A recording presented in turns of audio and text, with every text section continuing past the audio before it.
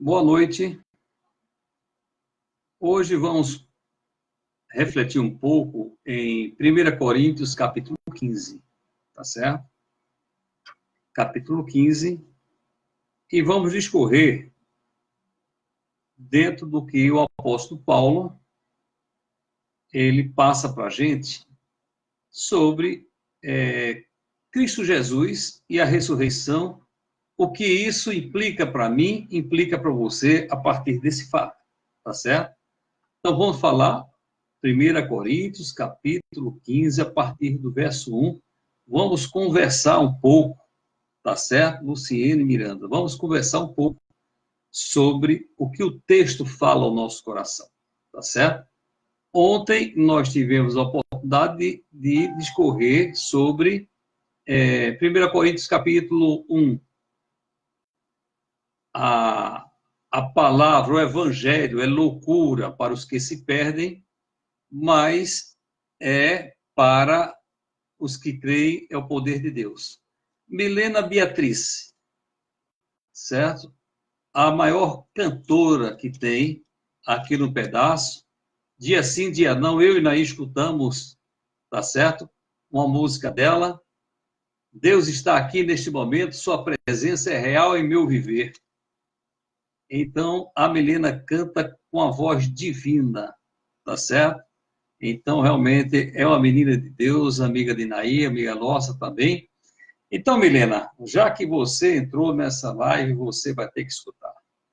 Então, estamos aqui hoje novamente e vamos um pouco discorrer sobre Coríntios, capítulo 15. Lembrando, para você que está na live, que a Bíblia é uma só, tá certo?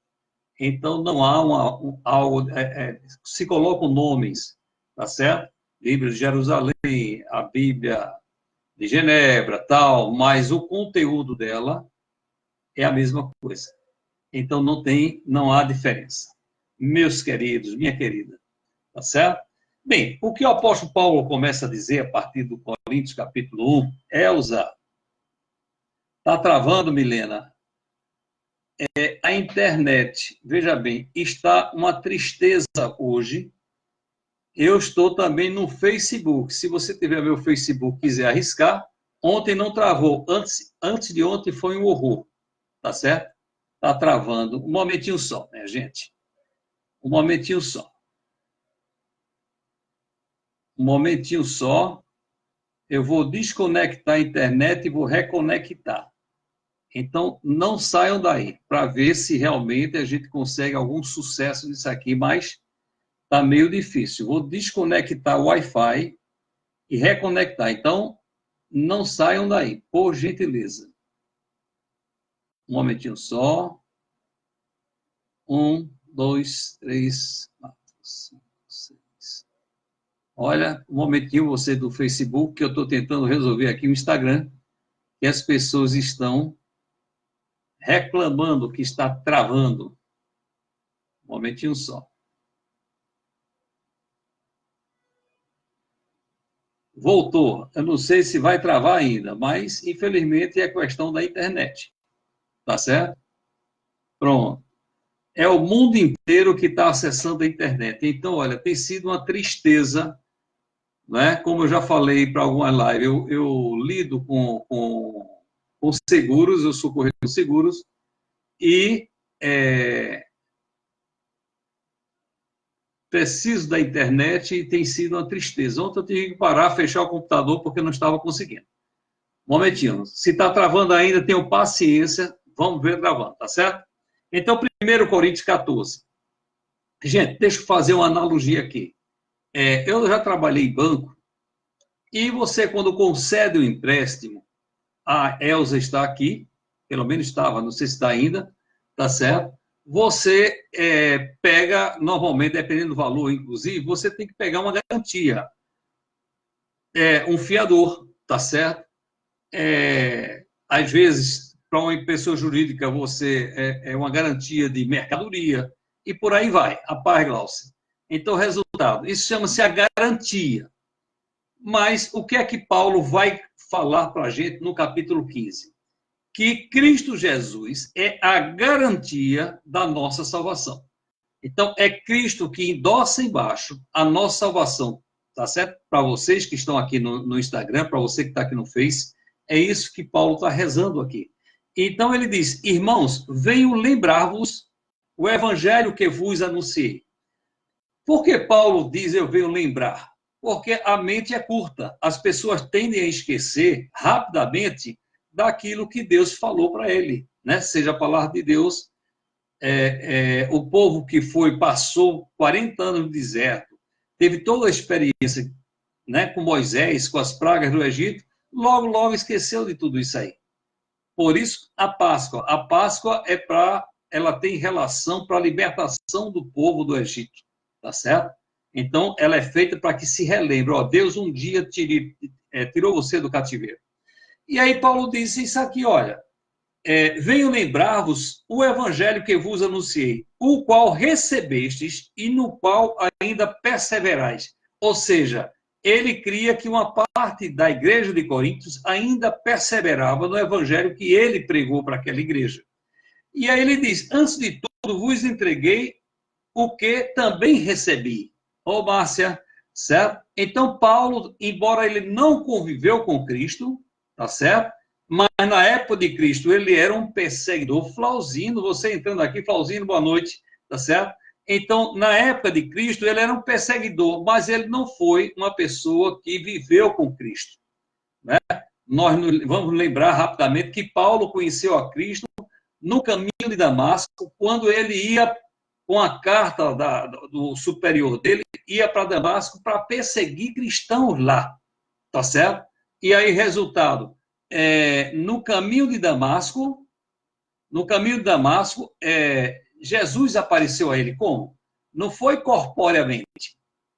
Ele estava naquele caminho e ele ouve do céu uma voz que diz, né?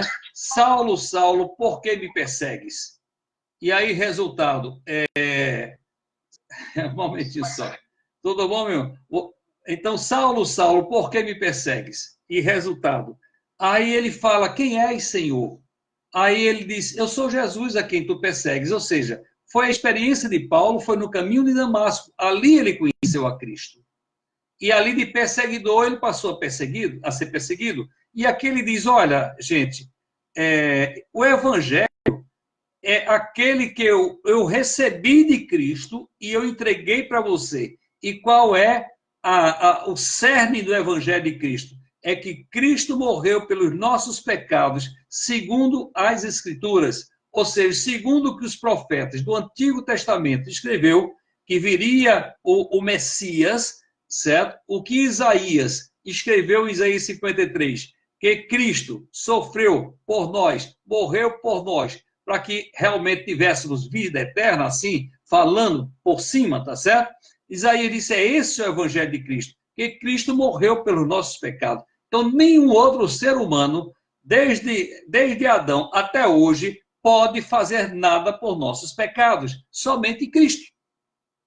Porque Cristo é Deus encarnado. Aí Paulo agora vai relatar Coríntios, igreja de Coríntios, igreja de Recife, igreja de Gravatá, igreja de São Paulo, entenda, eu vou dizer quem realmente é Cristo.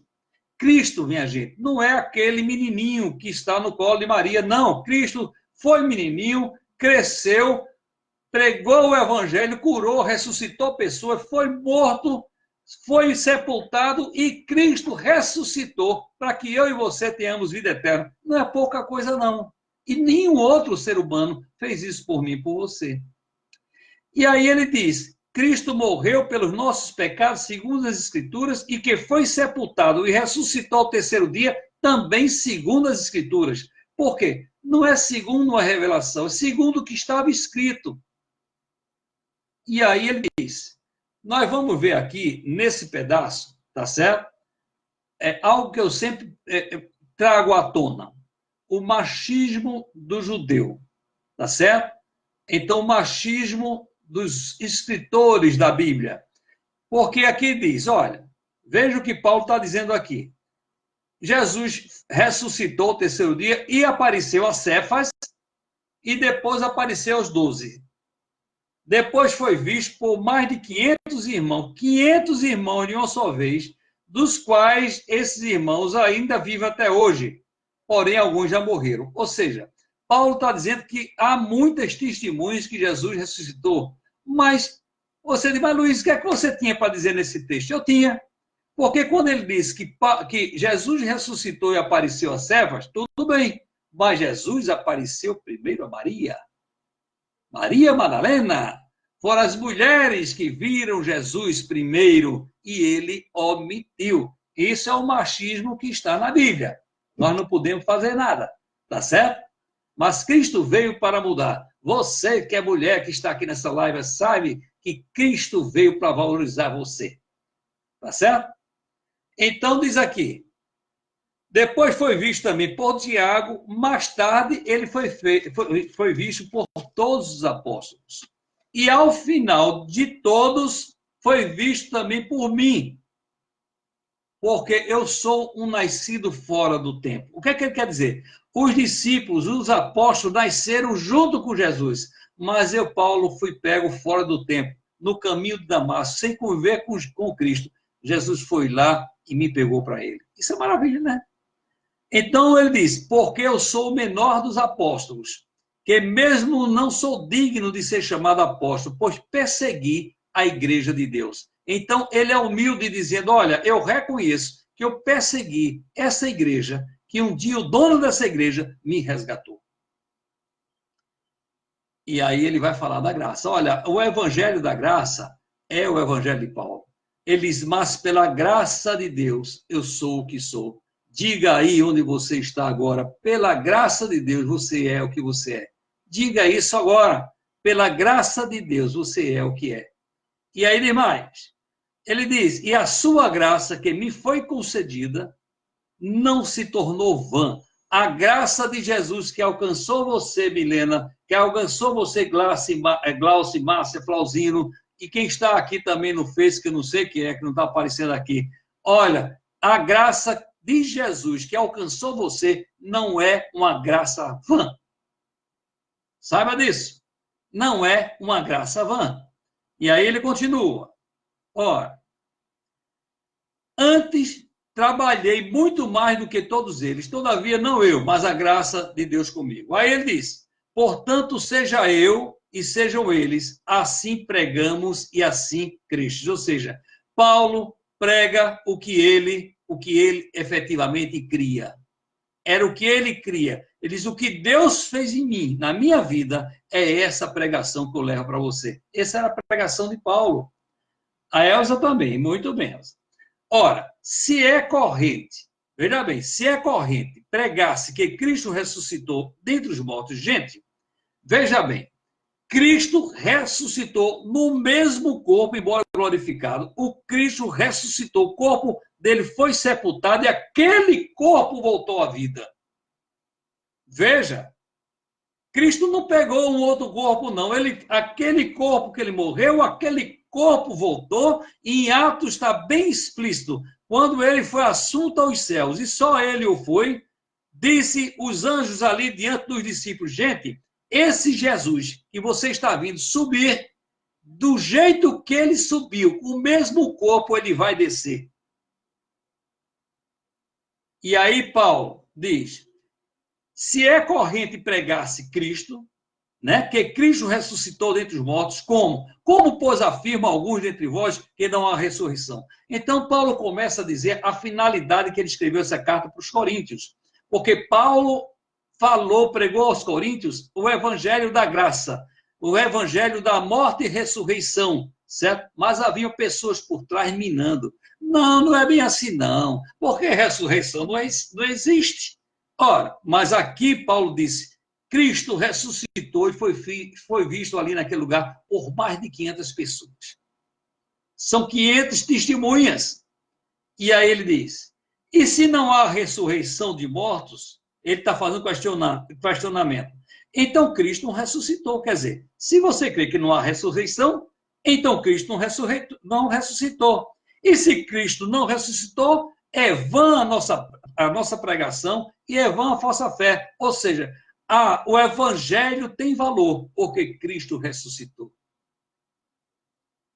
Entenda bem. E nem o outro. Você pode botar qualquer líder que você entenda como religioso, desde a época de Cristo para cá, qualquer líder que você diz, olha, aquele líder foi tal, foi bom demais. Está lá a catacumba dele. Se ele não foi cremado, está lá enterrado, os ossos dele estão lá batendo de frio até hoje, tá certo? Mas só uma tumba está aberta, a de Cristo Jesus, Rei dos Reis, Senhor dos Senhores, Senhor dos Exércitos, Raiz de Davi, da tribo de Judá, tá certo? É Cristo Jesus. E aí Paulo continua, e somos tidos por falsas testemunhas de Deus. Ou seja, se Cristo não ressuscitou, conforme alguns têm dito a vocês, olha, eu sou falsa testemunha de Deus, porque temos asseverado, então, contra Deus que ele ressuscitou.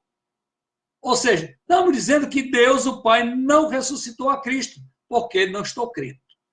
Gente, a Bíblia diz o seguinte, sem fé é impossível agradar a Deus. Então, o agradar a Deus não é o fazer as boas obras, ser bonzinho, não mentir, tratar bem a mulher, tratar bem o marido, não roubar. Não, gente, isso tudo é obrigação.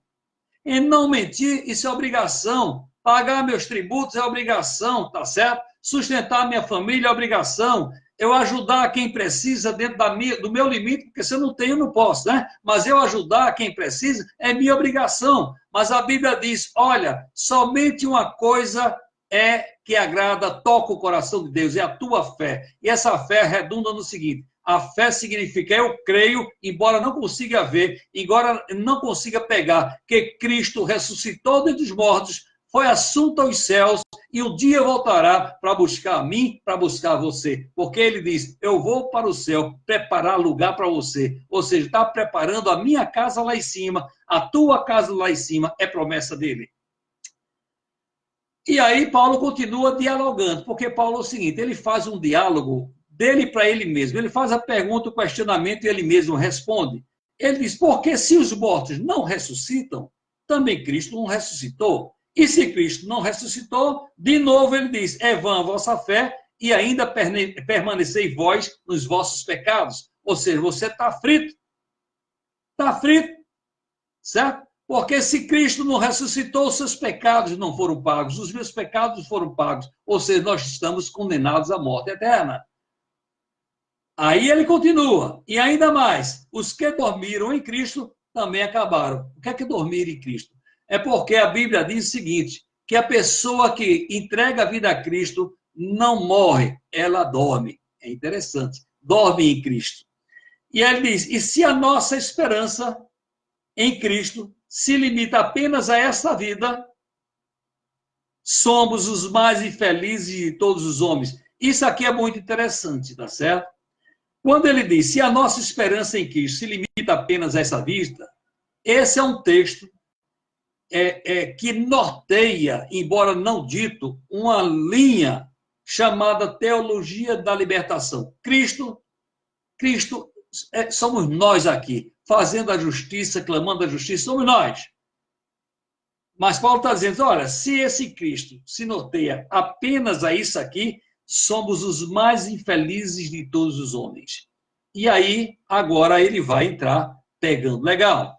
Ele diz, agora, mas, de fato, Cristo ressuscitou dentre os mortos. Ele diz, é vero, é verossímil, é verdadeiro. De fato, Cristo ressuscitou dentre os mortos, sendo ainda ele as primícias do que morre, dos que dormem. E aí, veja que interessante. Visto que a morte veio por um homem, também por um homem veio a ressurreição dos mortos. Ou seja, na verdade, o pecado entrou por Adão, tá certo? Mas por Cristo o pecado foi pago. O afastamento da humanidade aconteceu por Adão. Lembra-se? Ele foi expulso do paraíso. Mas através de Cristo Jesus nós temos acesso ao Santo dos Santos. Isso é profundo, isso é revelação, isso é Bíblia. E aí Paulo diz, porque assim como em Adão, olha gente, hoje nós estamos estudando a Bíblia, não é pregação. Paulo diz, assim como em Adão todos morrem, Então, essa morte terrena aqui, ela é uma morte causada pelo pecado original de Adão, que não tem nada a ver com sexo. Tá certo? Não tem nada a ver com sexo. Então, o pecado original, que foi a desobediência de Adão, e veja bem, Eva está no meio, mas quem responde pela família é o varão. Então, Deus não está culpando Eva aqui, Deus está culpando é o Adão. Então, porque assim como Adão todos morrem, assim também todos em Cristo são vivificados. Isso é maravilhoso. Em Cristo nós somos vivificados. Em Cristo nós temos vida. E aí ele, de novo, ele diz, cada um, porém, na sua própria ordem.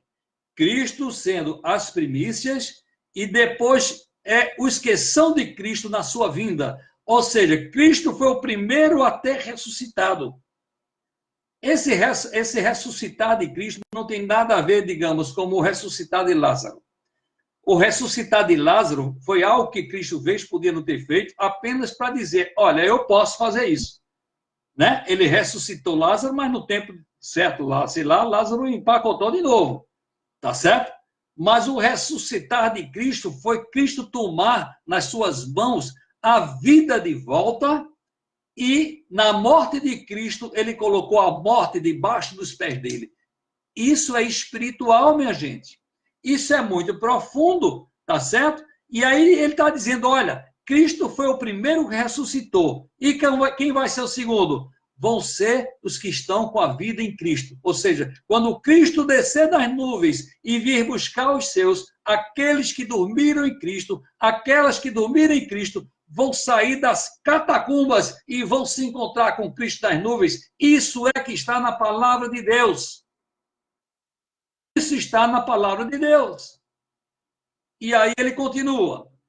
Quando, né, os que são de Cristo na sua vida se encontrar com ele, ele diz, então virá o fim, quando ele entregar o reino dele a Deus Pai. Aí ele vai pegar a turma dele e chegar, diz, Pai, toma, esses aqui são os meus que tu me deste. Edneia, tudo bom, querida? Então, o resultado, é assim que funciona. E ele diz, quando houver destruído todo o principado, bem como toda a potestade e poder. Ou seja, esse ato, Jesus está dizendo, vai ser um ato de quê? Você que está em Cristo, você vai se encontrar com Cristo nas nuvens e ali vai se findar toda a potestade, todo o principado do mal será totalmente aniquilado. Ou seja, Satanás e seus anjos será destruído por completo na volta de Cristo. Agora, como é algo espiritual, ele já foi destruído. O fim dele já foi decretado. E o que ele faz hoje é só tentar arrebanhar a gente para ele. E aí Paulo continua. Eu estou em 2 Coríntios, capítulo 15, verso 25. Edneia, para quem não conhece, Edneia Pérez, que é uma pastora, tá certo? É do Paraná, né, Edneia? Amiga nossa que era de Goiânia, que está lá. Ela tem a live dela diária, gente muito fina, tá certo? Então, Paulo continua, Paulo está dando, minha gente, um esclarecimento para a igreja de Coríntios, que esse esclarecimento serve para você que está nessa live aqui hoje. É um esclarecimento de quem verdadeiramente é Cristo. Você pode dizer, mas olha, eu sou cristão desde que nasci. Conversa, porque desde que nasceu ninguém é cristão. Você não sabe nem quem é Cristo. Você é cristão porque alguém disse, olha, você nasceu na igreja batista, adventista, católica, sei lá o quê. Não. Cristão é aquele que tem sua experiência com Cristo e a partir de um certo tempo na sua vida diz, Cristo, eu entendi você, eu quero me submeter a você, eu quero que você, Cristo, seja o Senhor de minha vida. E se você sendo o Senhor de minha vida, não há homem nem mulher que vá ser Senhor sobre mim, a não ser tu, Cristo. Porque Paulo aos Romanos diz que se com tua boca confessares Jesus como Senhor da tua vida, em teu coração tu creres que Deus o ressuscitou dentre os mortos, serás salvo. Ou seja, é a Bíblia. E aí, Paulo continua falando de Cristo. Porque convém que ele reine até que haja posto todos os inimigos debaixo dos pés. Ou seja, isso é algo espiritual. Ele está dizendo que o reinado de Cristo né? Desde que ele ressuscitou, mas no fundo começou lá na eternidade, tá certo? Ele vai perdurar até quando ele destruir todo o reino do mal e colocar debaixo dos seus pés. Isso é Bíblia. E aí ele diz: o último inimigo a ser destruído é a morte. Está aqui, verso 26, o último inimigo que vai ser destruído é a morte. E aí vale uma vírgula. Gente, por que você, ser humano, nós não aceitamos a morte? Nós entristecemos quando vemos um amigo, um ente querido, o pai, a mãe, o filho, sei lá o quê, ali, né? Morto.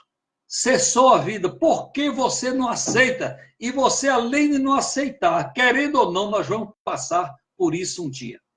Sabe por que não aceita? Porque interiormente a nossa alma clama, porque a nossa alma foi feita para a eternidade. Ela não foi para ter fim, ela não foi para morrer. E aí Jesus está dizendo, olha, o último inimigo a ser destruído é a morte. E essa morte a ser destruída não só é a morte eterna, sim, mas também, principalmente, essa morte terrena. Ou seja, os meus filhos não passarão mais pela dor do falecimento e da morte, porque eu estarei destruindo como último decreto. E aí a Bíblia está dizendo mais sobre Jesus. Veja bem, olha lá quem é esse Jesus. Eu não sei se você entende quem é esse Jesus, gente. Eu não sei se você entende quem é esse Jesus. Aí ele diz, porque todas as coisas, todas, gente, alguém conhece o significado de todo? Todo, existe parte, um quinto, um quarto, 99% é todo? Não, todo é 100%. Ele está dizendo, 100% de todas as coisas estão debaixo dos pés de Cristo. E quando diz que todas as coisas lhe são sujeitas, certamente exclui aquilo que tudo lhe subordinou. Ou seja, quando, porém, todas as coisas, né, lhe estiverem sujeitas, então o próprio Filho também sujeitará aquele, veja bem, aquele que todas as coisas lhe sujeitou para que Deus seja em tudo. Ou seja, ele diz o seguinte, há duas sujeições aqui. Há a sujeição a Cristo do reino do mal, mas há a sujeição a Cristo minha e sua. Ou seja, aquela que se submete a Cristo no momento oportuno, certo? Essas pessoas, ele diz, olha, você que se submeteu, se sujeitou a mim, certo? Vai ter um momento que Deus será tudo em mim e em você. E é algo diferente, não é só estar dizendo, ó, Deus é, não, é um Deus de fato. E aí ele diz, eu não sei quanto tempo eu estou pregando aqui, eu acho que eu entrei aqui, eu tenho que ver a hora, tá certo? Para não falar muito. Já vou encerrar aqui, até aqui. De outra maneira, olha o esclarecimento de Paulo a Coríntios. De outra forma, que farão, né, as pessoas então que faleceram? Olha, está difícil. E por que também nós nos expomos a perigo toda hora? Aí Paulo diz, dia após dia eu morro. Ou seja, Paulo está dizendo, cada dia, cada manhã você tem que morrer para as coisas do mundo, para as circunstâncias e nascer para Cristo. Aí ele diz, eu protesto, irmãos, pela glória que tem em vós outros, em Cristo Jesus. Se como homem lutei em Éfeso, com feras, quem me aproveita isso? Aí nós vamos depois falar sobre a carta de Paulo aos Efésios, tá certo? Se os mortos não ressuscitam, comamos e bebamos somente, porque também amanhã morreremos. Não vos enganeis. As más conversações corrompem os bons costumes. Você andar com gente negativa, gente que não crê em Cristo, gente que mina a sua fé, ele diz, olha, eles podem corromper você. Aí ele finaliza o verso 34 dizendo, tornai-vos à sobriedade. Ele volta, esse tornar-se, né, você se transformar, ele diz, volte você, volte Luiz, volte todos dessa live à sobriedade, como é justo, e não pequeis. E não pequeis, certo? Porque alguns ainda não têm conhecimento Isso digo para vergonha vossa. Ou seja, você que se diz cristão, você que se diz cristã e vive errando e dando mau testemunho, isso é péssimo, porque muitas pessoas ainda não conhecem Cristo. E se levar você como testemunho, eles não vão conhecer jamais.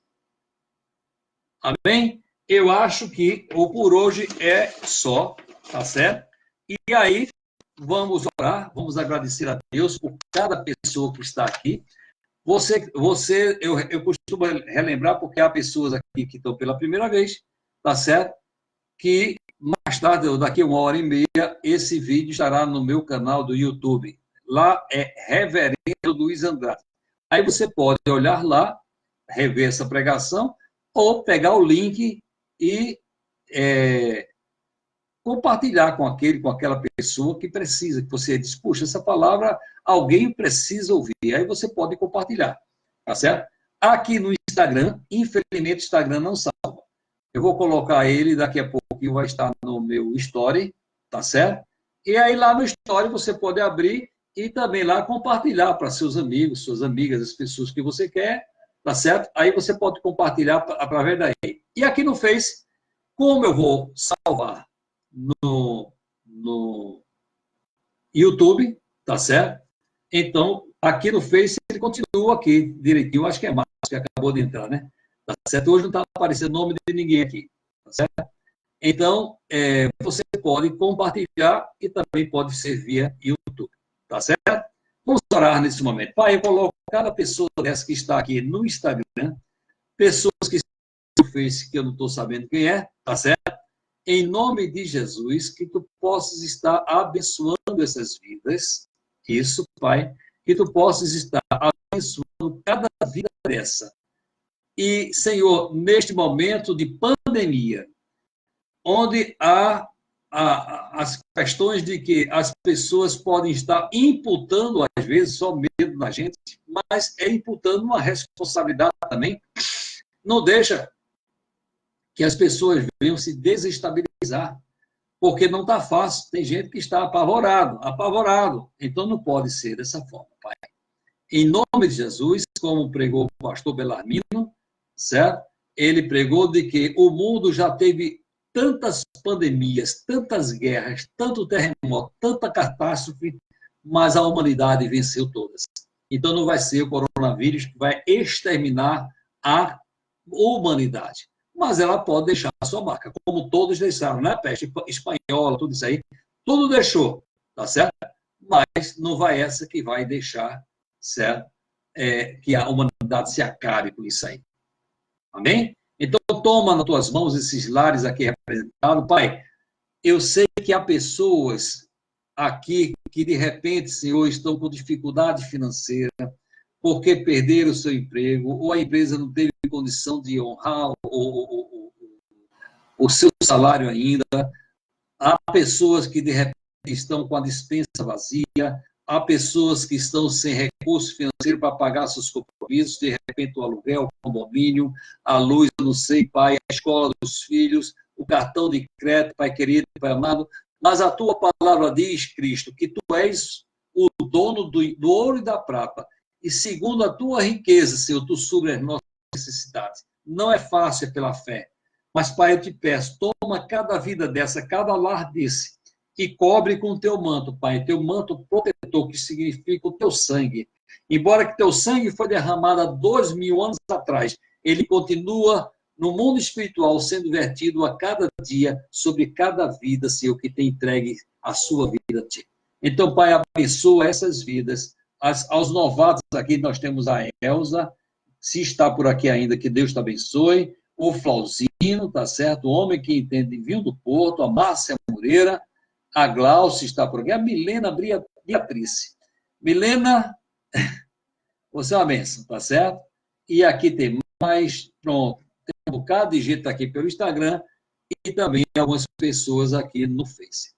Fique na paz, tá certo? E receba a bênção. Que o Senhor te abençoe e te guarde, que o Senhor faça resplandecer o seu rosto sobre ti e tenha misericórdia de ti, tá certo? A graça do Senhor Jesus, o amor de Deus, a comunhão e as consolações do Espírito Santo seja com todos vós, hoje e sempre.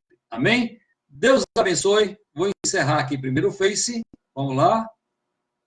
Amanhã, no mesmo horário.